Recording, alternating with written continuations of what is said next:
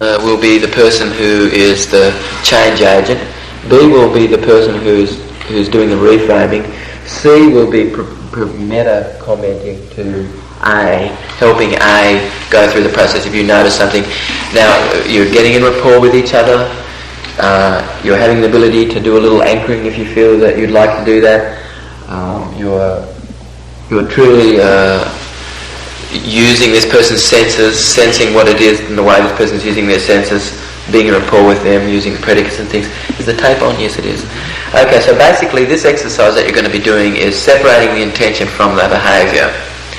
So the first thing that I want you to do is to identify the behaviour. It may be an unwanted behaviour or some behaviour that stops some outcome or some desired thing the person wants. Okay?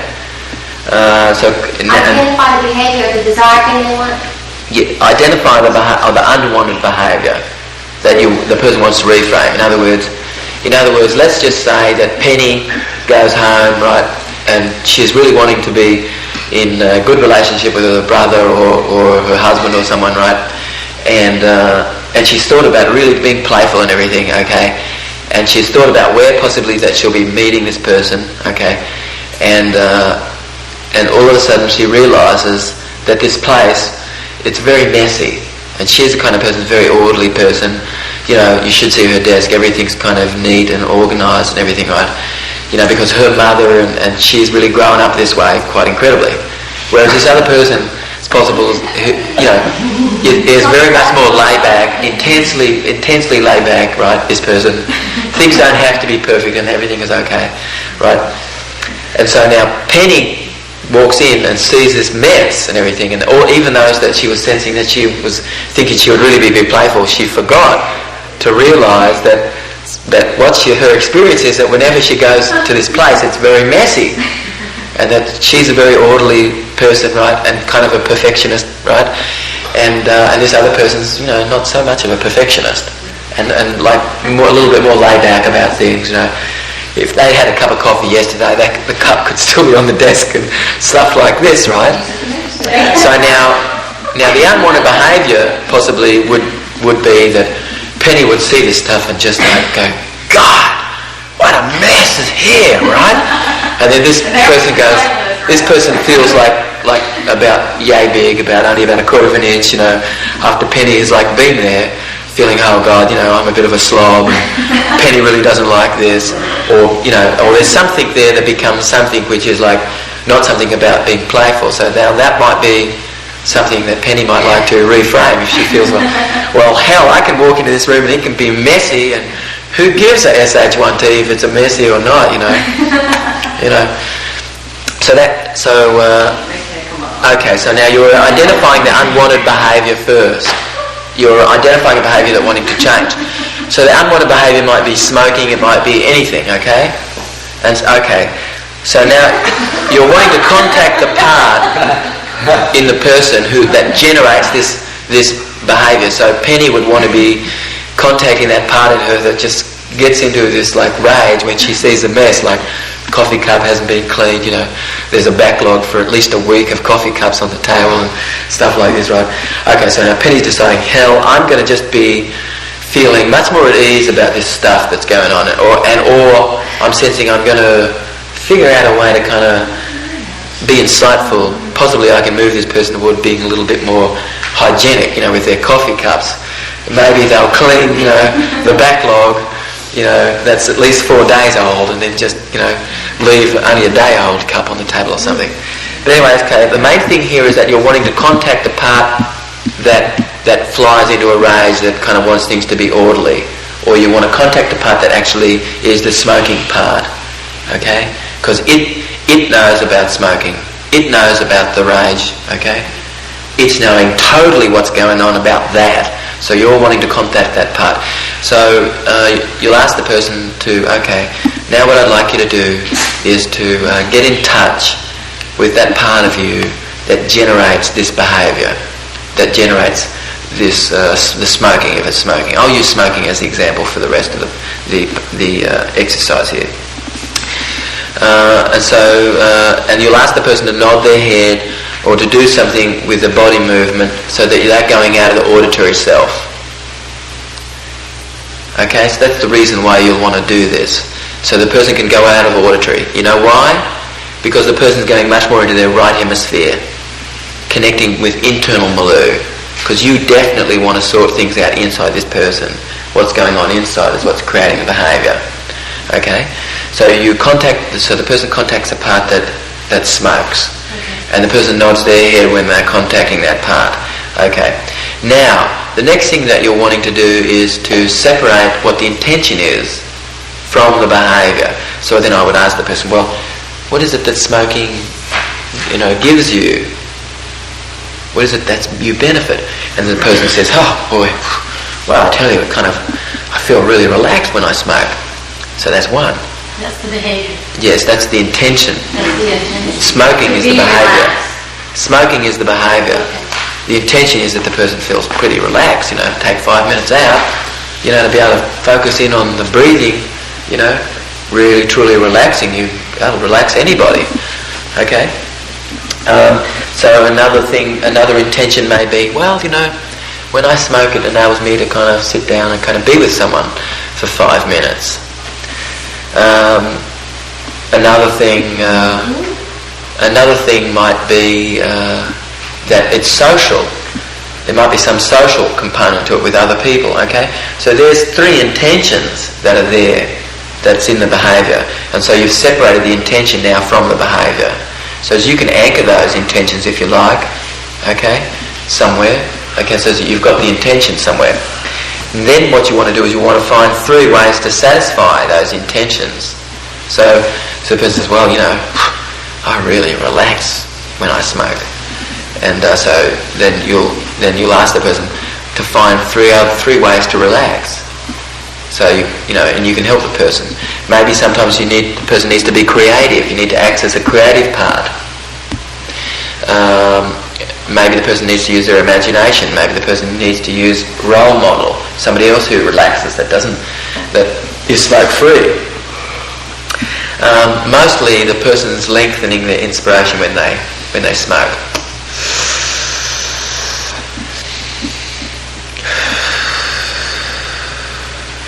And that's really going to start to relax the person. If they do that for 5 minutes, they're definitely going to be relaxed. Okay? So smoking very much does this. Not only that, but there's a kinesthetic component to the drag. So there's a kinesthetic component. Okay? So talking us into smoking.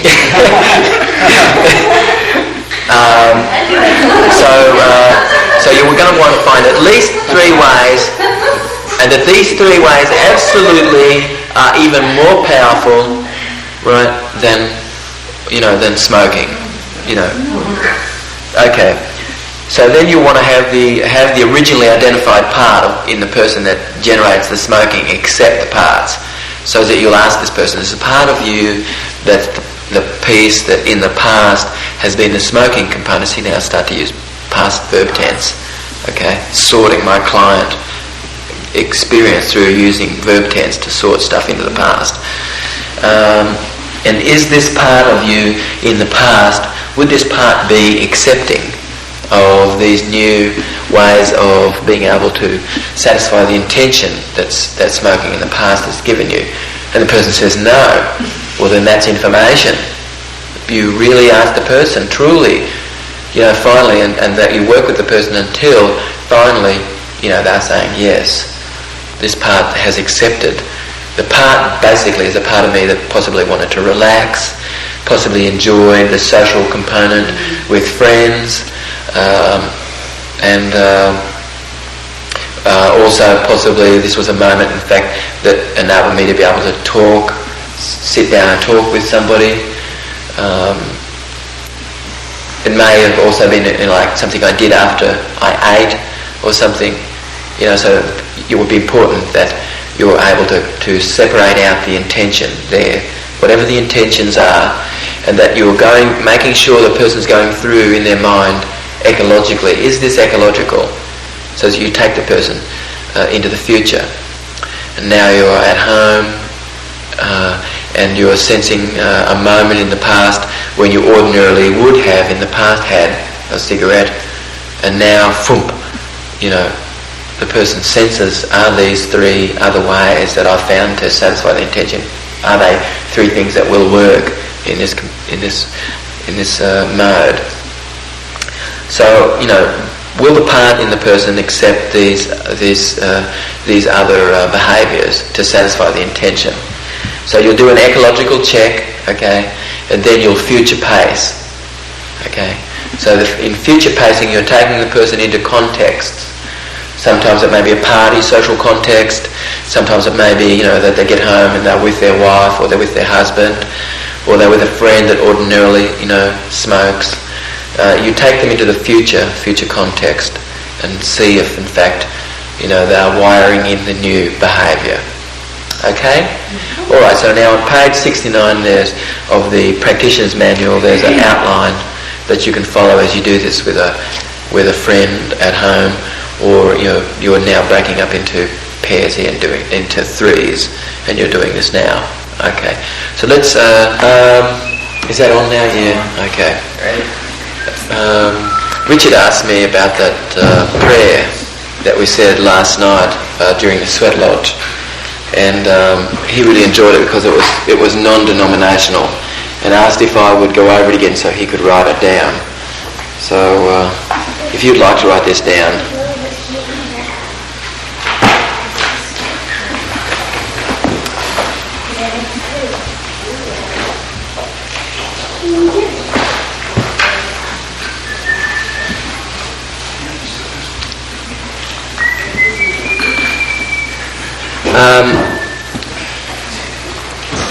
When Jesus was travelling in the East, and finally when he came back, this was a prayer that he came back with.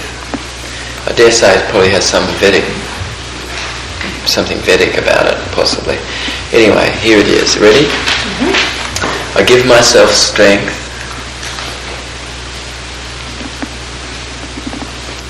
That's one line. And then the next line is to hold myself up.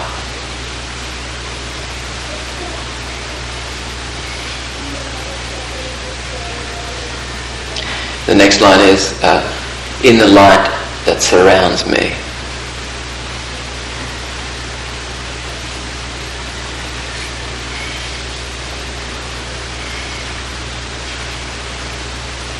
For this is the water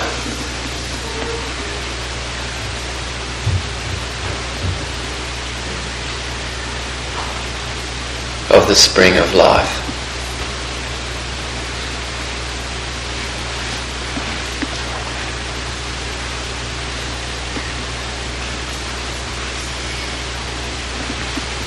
Sometimes it can be finished with we bless, or I bless. We bless all sentient beings. Bless all sentient beings. What's a sentient being? Sentient, the word sentient. Sentient, S-E-N-T-I-E-N-T. Sentient is involving understanding, human understanding, and that all beings possibly possess this. Understanding, that's the word that comes to me for sentient. Conscious, another word for sentient.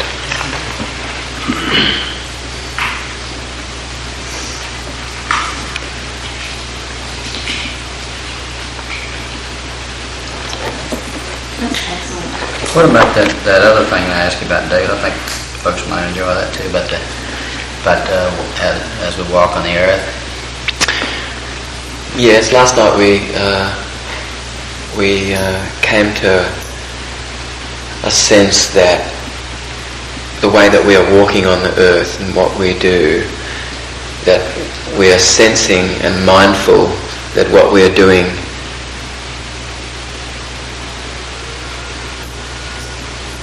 the impact of what we're doing on at least 7 generations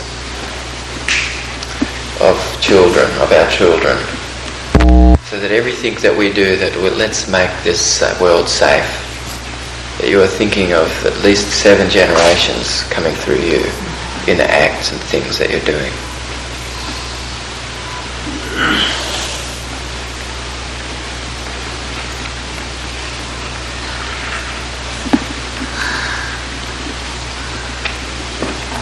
And you said this afternoon I don't know if you were going to do it this afternoon or you're going to do it sometime in the future, but you were going to talk some more about association and disassociated states and kind of... Yeah, actually we're going to be doing a technique. We're going to be learning a technique of dissociation and how to use dissociation, how to create dissociation. Because sometimes it's important that a person is able to dissociate from something. If there was something that was quite painful, or the person was really traumatic for the person, that the person has the ability to dissociate from that. And then there's techniques, in fact, that you can use. We're going to be doing that this afternoon. I thought what we might do now is allow you to do an induction with each other. So you'll be getting into groups of 3, and you'll do an induction, and I'll talk a little bit about that induction in a second. You'll have the person be relaxed to such a state that you're going to do an individual play strategy. So once you get the person to this relaxed state, okay, and I'll talk about the induction in a second. Once you get the person to this relaxed state, all right, then what I'm going to ask you to do is you'll have the person access feelings of playing. And then you'll anchor this playful feeling. So the playful feeling is a positive feeling, a pleasurable feeling. So you'll anchor that. You get an anchor for this playful feeling. And then access the steps or strategy of being playful. How did you allow yourself to be so playful then? So you'll be thinking about what was occurring then. Somebody might say, well, I tell myself how much work I've done. I look around all the things I've done. I tell myself that I deserve a rest. I recall a fun thing I've done in the past, and then I see myself doing something similar again, and I get an irresistible urge to do so. So that's basically that sentence. If you were to break down what the senses were that was employed, it was auditory construction. I tell myself how much work I've done. Visual construction. I look around the things I've done. And then it goes on to auditory construction, visual memory, visual construct, and it leads to a kinesthetic feeling that's just positive. And this is this person's play strategy. So once you've found out what the play strategy is, you might offer new opportunities to play using the person's personal strategy, and that they'll find your offer irresistible. So you might use language so that the person's auditory construct, you might say, well, listen, I'd like to show you a place that you'd say is deserving of your time. After seeing it, you'll probably love it. And you'll probably want to go back. Okay, so that's using the person's sensory-specific strategy to feed something back to them. So what you're going to do is you're going to do an induction, and then once the person's relaxed, then you'll ask the person to access feelings of playing. And you'll ask the person, have you ever felt really playful, and really get a playful state? And you'll be noticing the beamers of the person, okay, to see the fact that you're getting a behavioural manifestation of that internal response. Then you'll anchor those playful feelings. And then you'll access the steps or strategy of being playful. You'll ask the question, how do you allow yourself to be so playful? The person will verbalize that? Yes, the person can verbalise that at that point. Right. Can you anchor it physically? Pardon? Can you anchor it physically? Yes, you can anchor it physically, or you can anchor it, with a voice tone or a word or something. Okay. Right. Okay. So now, in the induction, you'll want the person to become really comfortable, and you'll be using your language in such a way that you're pacing and leading. So if the person's sitting there, you'll say, and as you're sitting there, start to feel the earth drawing you in to its centre, you're using your vestibular system to take the person in, and as you're listening to the sound of my voice, you can be going further and further inside. Okay, so as you're pacing and leading the person, and as you're beginning to relax now, what I'd like you to do is to remember a moment in the past where you were really playful, and as you remember this moment where you were being really playful, allow your yes finger to raise, indicating that you're there. Okay, so that you've paced and you're leading with your language, and you're getting used to this, and you have the ability to take the person back to some moment in the past. In the induction, you may just take the person back to a beach or take the person back to some favourite place. If you're taking a person back to a favourite place, make sure you're using non-sensory specific language, unless there's a need to start to bring in the senses, which is a good idea. Bring in the senses.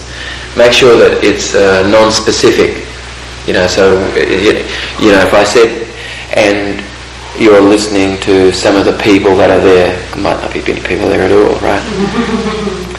Okay, so now you might say, and it's possible that the person's at the beach or they're up in the mountains. Maybe they're outside. You can be suggesting things that help the person.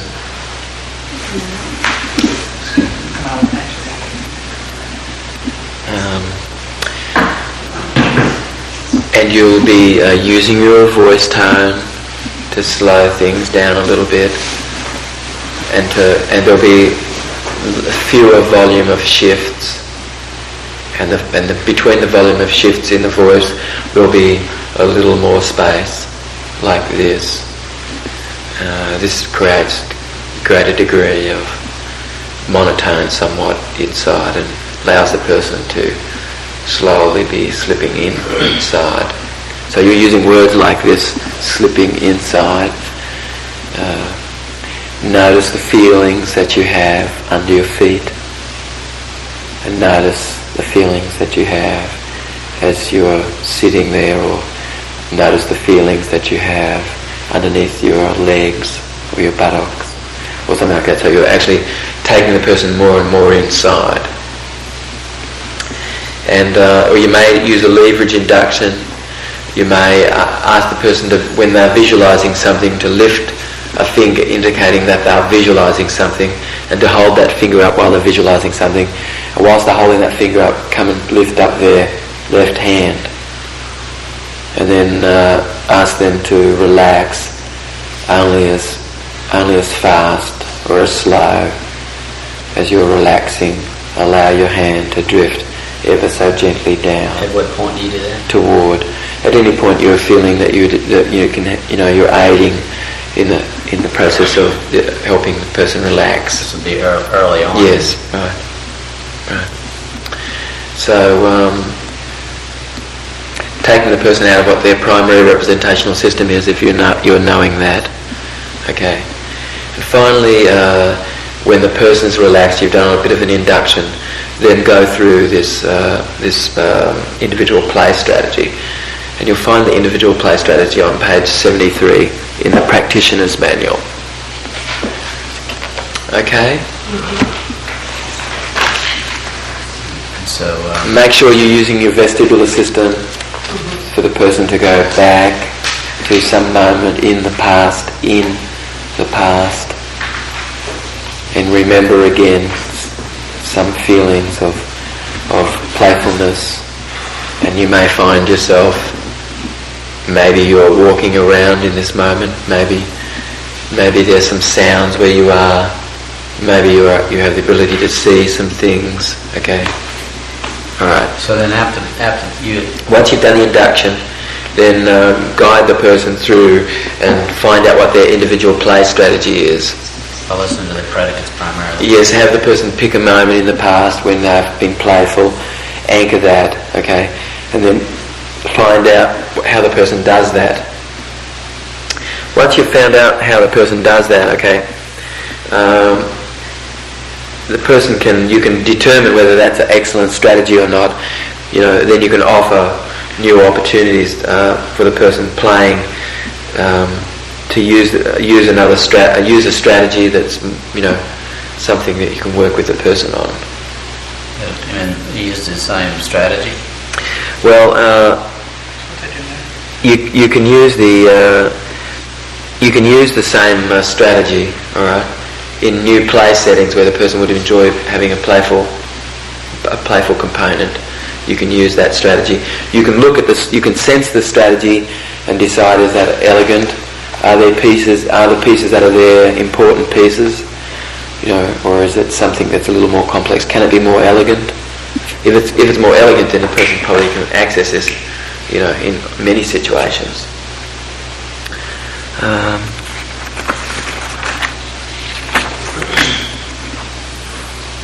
Okay. Is there any questions? Mostly, you can follow the instructions on page 73. I'm unclear about the outcome that we're after here. Okay.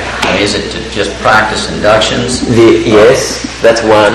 It's one outcome, obviously, and then eliciting a strategy, but listening to the predicates is another. That's another. And then this outcome. The last part is what I'm. You can be checking to see whether the strategy that they're using is elegant, and then you can be future pacing this strategy into places where the person would enjoy that playful strategy being there. Where heretofore they may have had some other strategy. Yes, right. That got them an outcome other than what they wanted. Yes. And so the if a person if you elicit their strategy and you feel that it's less than elegant. Yes. Then what are you wanting to do? Okay, so now you might feel it's less than elegant. You'd need to check out with the person. So how do you know? How do you do that? The person might, visual memory, visual construct, kinesthetic feeling. It doesn't have an auditory component to it. Is it okay if we go start, because I have to leave Yes. in 20 minutes to take Yeah. any agenda. Okay. Practice. Did you catch that last piece? Right. Okay. So in other words, That was auditory components missing. Person's going into visual memory a couple of times in the strategy. so then what would you do in the last one? And you're speaking to them, you would Adjust up the strategy so as it feels excellent for the